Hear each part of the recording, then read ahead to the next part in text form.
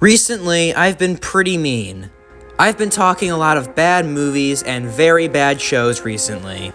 Most recently, I talked about what I view as the worst Superman content ever made.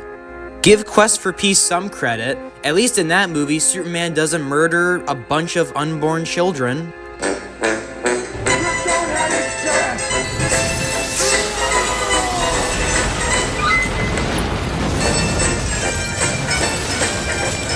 A supposed hero trying to kill children. I wonder what this reminds me of. I've already explained why Man of Steel is an awful movie. Honestly though, I'm ready to praise something again. I haven't made a positive video in a long time. And since I talked about the worst Superman content, maybe it's time I talk about the best Superman content.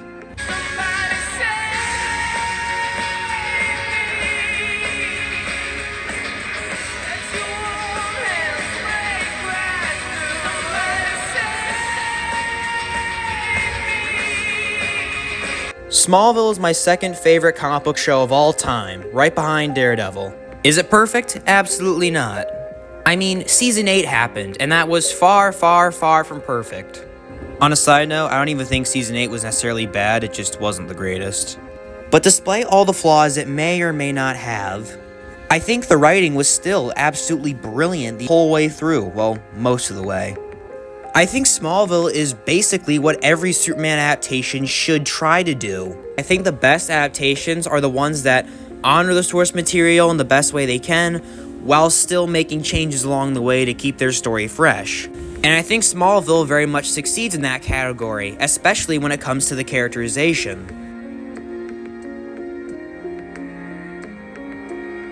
The characterization in Smallville is so good. The fact that this was a CW show is still insane to me. I'm just going to start by talking about the most popular character by far, Lex Luthor.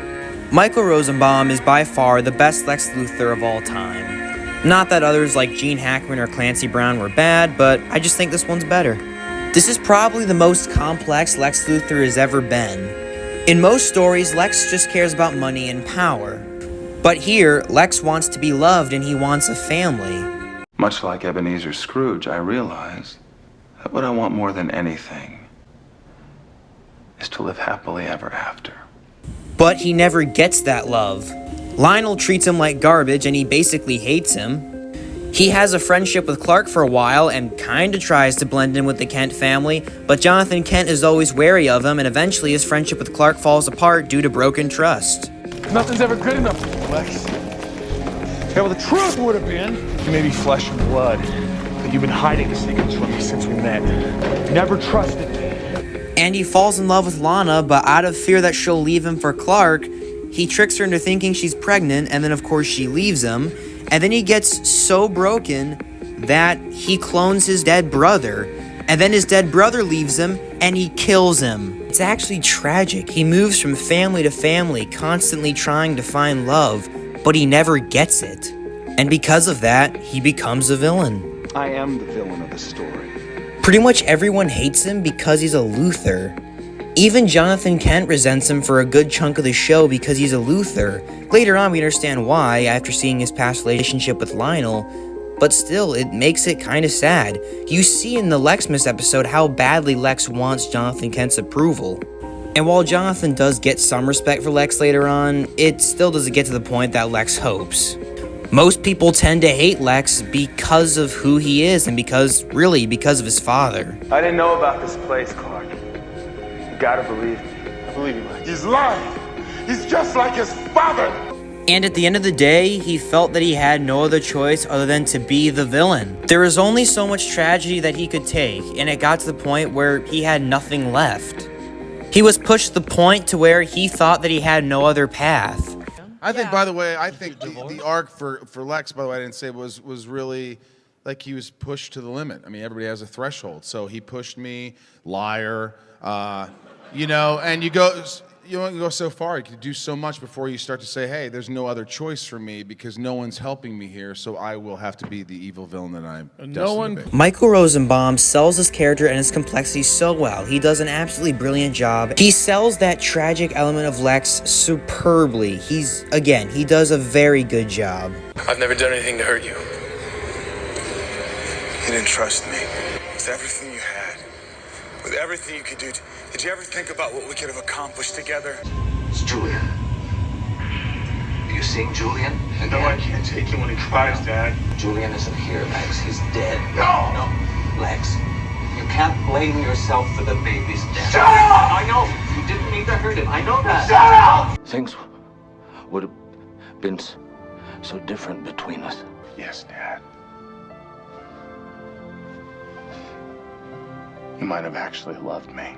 This is my life. You have no right to control it. It's my birthright! After all my sacrifices, after all the pain, I finally understand. I was being prepared for a much greater destiny. He stopped expecting you to act like a friend a long time ago. Were we ever really friends, Lex? I don't know. I have nothing to compare it to. I remember everything, Dad. Those are the memories of a small boy in shock trying to cope with the trauma of a meteor shower. A trauma brought on by my own father. All I wanted was to be your friend, but you turned your back on me. I tried to be your friend, Lex. But all you care about is power and control. This is Smallville! Meteor freaks, alien ships, cryptic symbols. These threats are real. I love you like a brother, Clark. But it has to end this way. After years of pleading with my father to show me some compassion, he turned to you with open arms. Maybe he just knew he could trust me. Of course. Everyone can trust Clark Kent. You're the perfect son. Rosenbaum, along with the writing, made the character more human than he's really ever been. Not only is that unusual for a character like Lex Luthor, who's always been a bit of a one-note villain, it's also genuinely great to see and very well done. And I think without Rosenbaum, it wouldn't have been nearly as powerful as it was. Another character that was very well done was Lionel Luthor, Lex's father. At first you think he's just kind of a one-note villain, abusive father, but over time he becomes very complex. Whereas Lex's arc is about falling into darkness and becoming the villain, Lionel's is about redemption, which is something that I didn't expect. Lionel goes from a sick, sadistic mastermind, someone who put his own son through shock therapy so that the world wouldn't find out that Lionel killed his parents, someone who basically showed no love to his son, to a man attempting to redeem his son. Lex, if you open that box, if you get hold of that secret, there will be no redemption for you. No redemption. Ever. I was raised in your shadow. Now you're gonna die in mine. No one will even remember your name. You can really see the difference between Lionel from, say, season 1 all the way to season 7 and see how much he's changed. Those people have husbands and wives, children, mortgages. We're in business to make profits, not friends. Exactly whose father are you? I wish I could say yours and be proud. Your treatment of Lana. Come on, Dad. I learned from watching you with Mom. Like Lex, Lionel turned out to be more human than I expected. In general, the show tries to make all the characters human, and I think they very much succeeded at that. In the beginning, Lionel sort of hates Lex, and later on we find out it's because he believes Lex killed his brother. However, when the truth is revealed that it was actually Lionel's wife who killed her son, it's very heartbreaking, and I love seeing Lionel's reaction to realizing how poorly he treated his son, even though his son was innocent. I didn't kill him. Lex, I understand that you need to excuse your behavior, but I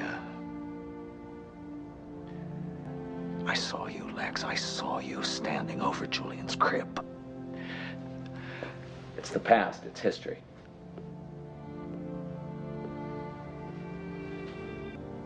Mom did it.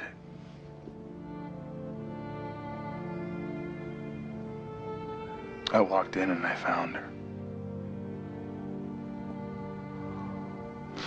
That's what I repressed. Don't you dare. I won't let you desecrate your mother's memory like that. I don't blame her, I blame you. What are you talking about? Your mother loved Julian. She wasn't capable of murdering her own child. She loved him. Loved him so much she couldn't bear the thought of subjecting him to your particular brand of parenting. All right, Lex. Why would you take the blame for your brother's death? Because I was your sole remaining heir, Dad. I knew you wouldn't let anything happen to me. But Mom, she would be the lamb to the slaughter.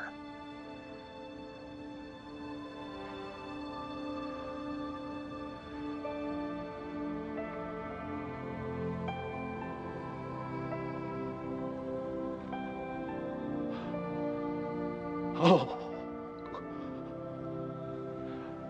If I'd known, if I'd seen. What? Things would have been so different between us.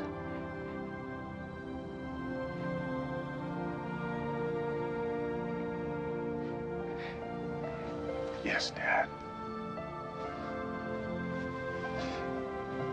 You might have actually loved me. No.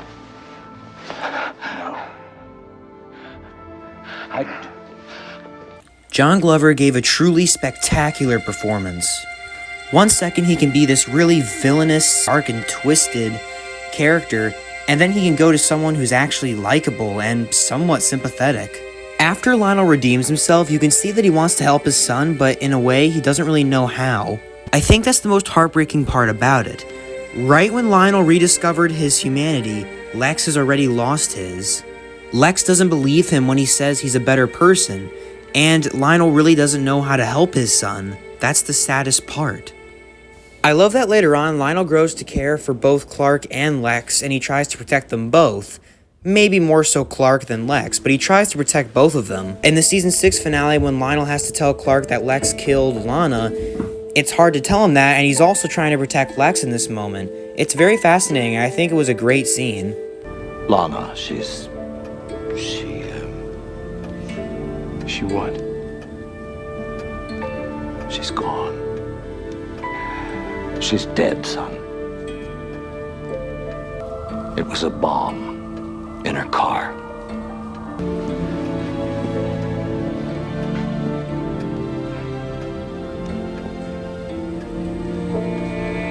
I'm so sorry. She was gonna leave him. He didn't let her leave.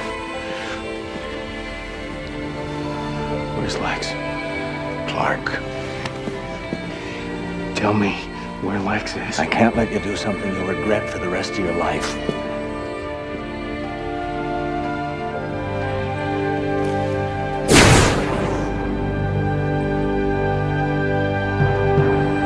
And on the subject of the Luthers, let's talk about Tess Mercer.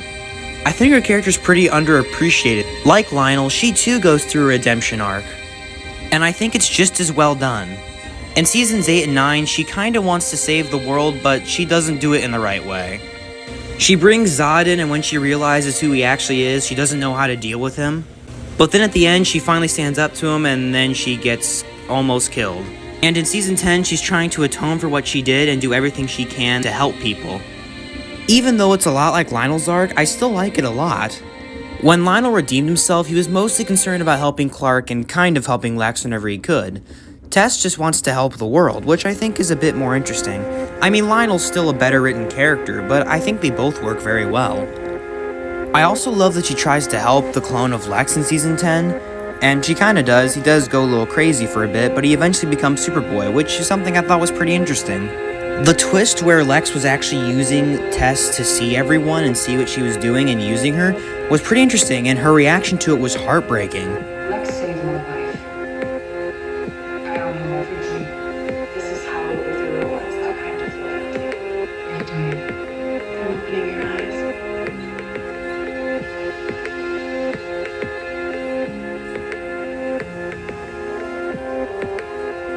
There's some neurotransmitter hardwired to your optic nerve.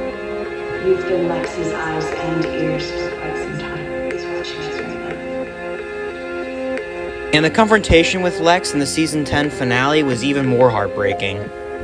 Did you always know? Why do you think I recruited you? Treated you as my own flesh and blood? You used me.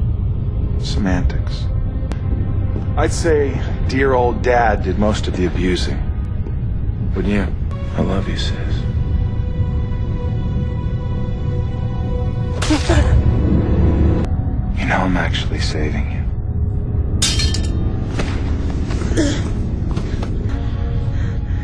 From what? From turning into me. It's too late. Clark already did that. It was a sad end for a character, but one that I think was pretty well done. Lana Lang is a character that's constantly hated and bashed, and for sure the most controversial character in the Smallville series. And to be honest, I just don't understand it. I'm not exactly sure why she's as hated as she is. I've come across several different reasons, most of which make absolutely no sense to me. I found a lot of people saying that the way she finds out Clark's secret is stupid. She's not with Clark anymore, but somehow she's still entitled to all of his secrets and to know every intimate detail of his life, to the point that there's pictures of her in the barn taking pictures of the barn as she's just looking around. I mean, what is she even looking at? I have no idea. Taking pictures of cobwebs. But here she is trying to find Clark's secret, and the way she figures out Clark's secret, it's annoying as snot. The fact that she sets a trap, figures out who he is, it's violating. Whereas in season 4, Chloe finds out Clark's identity when she wasn't supposed to, and she waited patiently for him to be ready, and only revealed that she knew his secret in season 5 when it was a necessity. And here's Lana just like, no, I deserve this knowledge, and it's beyond irritating. There is so much context missing here. By this point, Lana has already found out Clark's secret. She found out Clark had abilities when Lex stabbed him and nothing happened. However, in the last episode, Freak, directed by Michael Rosenbaum, the main meteor freak of the week has the ability to detect meteor freaks or people with powers. He does not detect Clark, and he tells Lana that Clark has no abilities that he's aware of. That confused Lana and made her want to set a trap to figure out if she was correct about Clark or if she was just seeing things. She was also trying to resolve this before marrying Lex. What would put those doubts to rest? The truth. But if you are going to promise your heart to Lex, you cannot go to that altar with anything unresolved. I will say, her stalking Clark's house and taking pictures, yeah, that's character assassination. That's way too far. Aside from that, though, she was fine. I also just want to point out that she did exactly what Chloe and Lois did as well. While she was going to immediately tell Clark that she knew, she didn't because she was forced to marry Lex. However, after that, she could have told Clark at any time, even in her last moment with him when she was going to leave Lex and fake her own death. She didn't do that because Clark wasn't ready, and she didn't tell him she knew. Clark luckily told her because he was ready then. So technically, she did what both Chloe and Lois were going to do, but both of those characters kind of failed at, with Lois becoming impatient in episode 5 of season 10 and trying to tell Clark the whole episode, and Chloe actually telling Clark even though he obviously wasn't going to walk her back really slowly to Smallville. Now, do I think it's a problem that Lois tried to tell Clark and didn't end up doing it, and that Chloe actually told Clark she knew? No, not at all. I just find this criticism very hypocritical considering Lana did exactly what they wanted her to do. They're just acting like she didn't, even though she did. She wanted closure from Clark after having her heart broken a few times and knowing there's a secret that he kept from her for some reason. Now I actually want to talk about Lana for a second. In the beginning, she was trying to act like the perfect popular girl in season 1 because she believed that's what her parents wanted. Growing up, her face was seen everywhere because a photo of her was taken during the meteor shower after her parents died, which, along with her belief of what her parents wanted, forced her to pretend to be someone she isn't. This is very integral to her character arc. Some people say, well, being popular and perfect makes her unrelatable, and I don't know what they're talking about. Lana's arc in the show is about self-discovery. It's about finding her identity. Personally, I relate to trying to find my identity to an extent, and frankly, I think a lot of people do. She's also far from perfect, like every human. Eventually, she discovers her parents didn't necessarily actually want her to be who she is. Her mother actually wanted to leave Smallville and thought maybe her children could make a difference in Smallville where she couldn't. Her aunt hid this from her, starting Lana's obsession with honesty. The reason she is so obsessed with honesty is that everyone in her life has hidden the truth from her. Clark hid his secret about being an alien. Lex hides who he actually is in season 6, and eventually she finds out. Lana's aunt at the beginning hides the truth about her mother from her for a good chunk of her life. Everyone she knows and loves consistently lies to her, and it kinda drives her crazy, which is understandable. From her perspective, everyone she knows and loves doesn't fully trust her. She thinks Lex does in season 6, but then he doesn't. He hides a lot from her, including who he actually is. Some people hate her for getting mad at Clark sometimes, but to someone who doesn't know what the audience knows, it's completely justified. She doesn't know when Clark has red kryptonite or when he's infected by something else. She doesn't even find out his secret until season 6. Lana is a character that wants to be accepted and loved, but fears she won't be by everyone, including Clark. She eventually gets powers, which I guess people have a problem with too. She got powers to finally be accepted by Clark and to maybe make a difference, and she intends to when she gets them. When she gets her power, the first thing she does besides banging Clark is try to save the world by stopping Lex. She wants to be a hero. I want to help you when you're out patrolling Metropolis.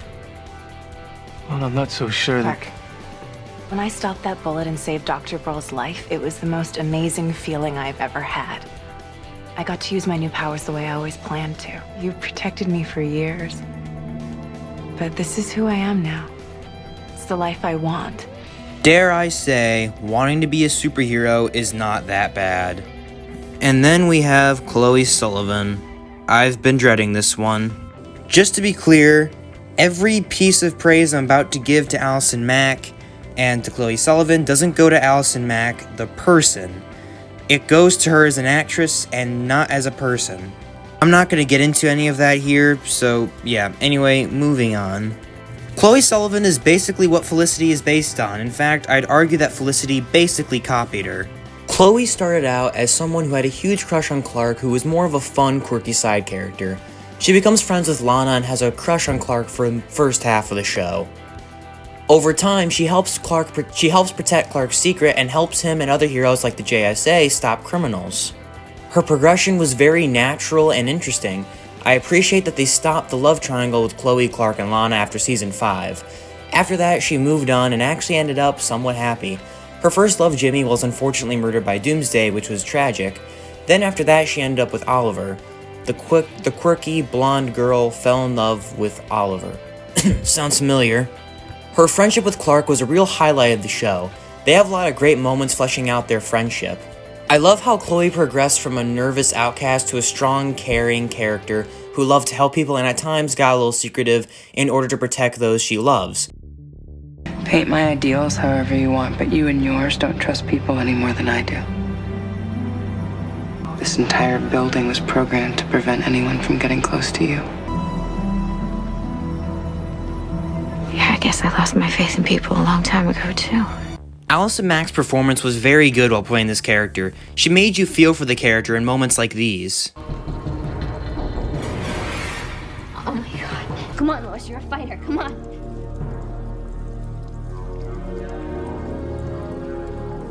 Come on, Lois. Her performance while Chloe was progressing into the girl that she became in the season 10 was so good, and her arc was also very well done. She was there to provide comedy relief, and I think she did it very well, but she was also pretty well done as a character. She was very much an everyman character, and I think it worked really well. Let's move on to Lois Lane. It feels so good and so refreshing to talk about a version of Lois Lane that doesn't suck. This is by far the best version of Lois Lane probably ever written, and certainly way better than the Man of Steel one. Unlike that one, this one has some actual character. We see her relationship with her father fleshed out, which is pretty interesting. We find out that after her mother died, her father kind of made her sister Lucy's mother, and made her care for her and do everything she could to help her. We see her relationship with her sister and how complicated and sad it is. We see her relationship with Chloe and how much they care about each other.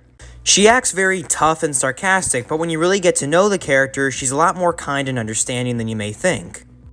Her father sent her to some camp where she learned to fight, which explains why she's able to fight back sometimes. And she's afraid to face her father after how difficult their relationship has been, but she conquers that fear in season 10. She acts tough and sarcastic to everyone she knows and loves in order to hide her fears and insecurities. She uses that as a mask to hide her vulnerability. She doesn't want to feel vulnerable around people, and she's felt like that ever since her father made her in charge of her sister and made her tell her what to do, which is why those two don't exactly get along in the show. When my mother died, my dad had 2 girls he didn't know how to deal with, so he did what every good military leader would do. He instituted a chain of command, and I reported to him. Lucy reported to you. After that, she became more sarcastic and witty in order to hide her vulnerabilities as best as she could, which I think was very interesting and very well done. Every time she feels even a little bit vulnerable, she leaves Smallville or skips town. I was wondering why she skipped town without saying goodbye. What's up? I kissed her. Oh yeah, that would definitely send her packing. She can't face her vulnerability or her insecurities, so whenever she has to face them, she leaves so she doesn't have to face the people that she's vulnerable with. She can't handle the idea of being vulnerable, which is very interesting and very compelling. And then we have the main character, Clark Kent. Tom Welling is probably my favorite iteration of this character. I think he's the perfect modernized version of Clark Kent. He's someone that always wants to help people no matter what. Even if it means outing himself, he'll always help people.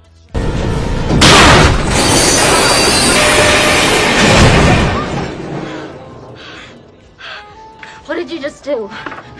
Please, don't tell anyone about this. His father does want him to keep it a secret and not to tell anyone, but he makes it clear that Clark should always help people, no matter what, even if he needs to show caution while using his abilities. Unlike, say, Man of Steel. What was I supposed to do? Just let him die? Maybe. What the Maybe I should stop using my gifts. That would solve all our problems. No, I wouldn't, Clark. Your gifts are who you are. You can't live in fear. Although a little caution wouldn't hurt. Clark's arc is about coming into the light and letting the world see him. He and his father understandably fear that, but Clark at some point learns that the world needs hope and the world needs a light like him. He's a character filled with empathy who always tries to redeem someone. When he goes to face a meteor freak or a villain, he always tries to talk them down and redeem them. He even tried to redeem Lex a few times, someone he came to hate throughout the series. Even after all Lex had done, Clark still tried to help him. Great men and women of the world have always been defined by their enemies. You have a second chance. You can change all that. Everything led me to this moment. And we're both here. We're in that moment. And what happens next is your choice. But no one is controlling you, Lex. No one is forcing you to do this. Clark always has empathy for people. That's why he's eventually able to become allies with Lionel Luthor. But with Lex, he consistently gives him chances and Lex consistently breaks his trust. But even after all that, Clark still has empathy for him. He's a character that always tries to help others, even Zod. The moment where Clark talked about how much he wanted Zod to be a brother to him was very, very good, and I wish they had something like that in Man of Steel. It's just that seeing you and Lois together, you're like sisters. The two of you have an understanding of each other, shorthand that I've never known. We're family. That's something I don't have much of anymore. And Zod and I, we've been on different sides. We're raised in different worlds. But somehow, through the isolation and the burdens, losing our home and trying to manage in somebody else's, he understands things about me that nobody else can. It's such a fascinating idea, and I love that most of Season 9 is Clark trying to help Zod. I also think it's a nice touch that the show touches upon things that Clark doesn't do, like wear a mask. Other adaptations haven't really done that, but this one actually discussed why he won't wear a mask, which I thought was pretty nice. And I should be wearing a mask. Unfortunately, I've lived my entire life up until this point without needing one. I mean, this is the face of the man that my parents raised. It's the face of the man that you love. I don't want to deny who I am when I'm out there doing what I was born to do. The blur is not the disguise loss. Clark Kent will be the mask. Okay. Most Superman adaptations don't really touch upon that, but I think it's a nice touch that this one did. Clark is a character who will do anything to protect people, who's selfless to a default and tries to do everything he can to save people, but one who's afraid to reveal himself and his secret. The series ends with him finally revealing himself to the world, which I think was really cool. His arc in the show is about finally becoming the inspiration that Superman's supposed to be, the hope that Superman represents, and we see that in the last shot of the finale. And by the way, that last shot, that last scene, honestly might be my favorite ending to any show ever. I'm not even joking, it's so good. Here in the suit, and then the music behind him, which is definitely the best Superman score, by the way.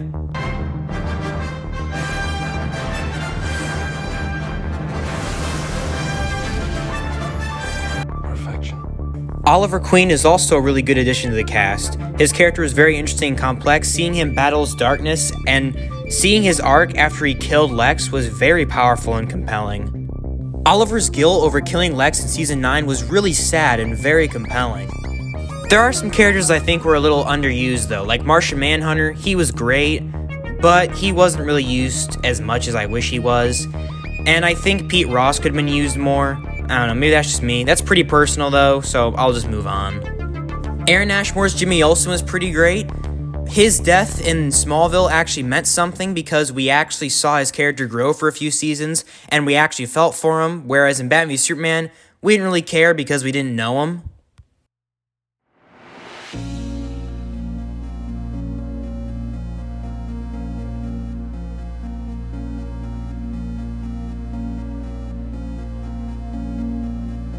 Now, I'm not going to go over every single episode of Smallville or anything like that. I'm just going to go over the overall story and some of the arcs that I'd missed in the characterization section or couldn't get in the characterization in a natural way. We see Clark Kent in the beginning. He knows there's something wrong with him, or at least that he's different, but he doesn't know why. Eventually, he discovers he's an alien from Krypton. After discovering this, he decides that he wants to help people, but his father stresses that he needs to keep it a secret. He has two friends, Chloe and Pete, and he loves Lana Lang. Him and Lex Luthor become best friends, and they stay friends for a few years. Eventually, him and Lex stop being friends after Lex consistently lies to Clark and also spies on him. But from Lex's point of view, Clark turned his back on him by never being honest. The dynamic between these two characters is my favorite part of the show. Seeing Lex envy the love that Clark gets, whereas Lex just constantly gets criticized and hated, was so compelling and so tragic. And the downfall between the two was very sad to watch, but also very compelling. Lex eventually becomes the villain we all fear him to be, but Lionel, his father, his abusive father, becomes a good person and kind of redeems himself.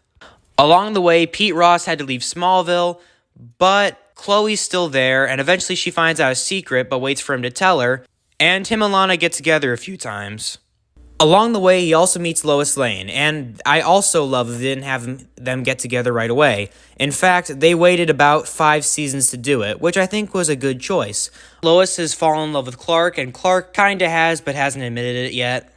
And along the way, Oliver Queen blows up Lex Luthor. I found that to be pretty disappointing. I just expected a better death for Lex Luthor, but it was alright. It worked for Oliver Queen's character, so I'll accept it. Tess Mercer comes in and replaces Lex as the CEO of Luthor Corp, and it turns out that she's actually Lex Luthor's secret sister. Eventually, she frees some clones of Zod and other Kryptonians onto Earth, but they don't have their powers. Clark tries to befriend them, but it doesn't exactly work out. At the end, Zod and him fight each other, but Clark sacrifices himself to put Zod in another world. After that, he's brought back when the sunlight heals him and the blue dagger is taken out of his chest. At this time, Lois had found out that Clark was the Blur after they kissed in an alley and she figured out it was him. Seeing Lois finally find out Clark's identity was very satisfying and I appreciated it a lot. Darkseid eventually comes to Smallville and a lot of people did not like Darkseid. It was certainly an interesting take and nothing like the comics, but I think it worked for what Smallville was trying to do. Telling a story about this force that feeds on people's dark sides, kind of like Venom, was interesting.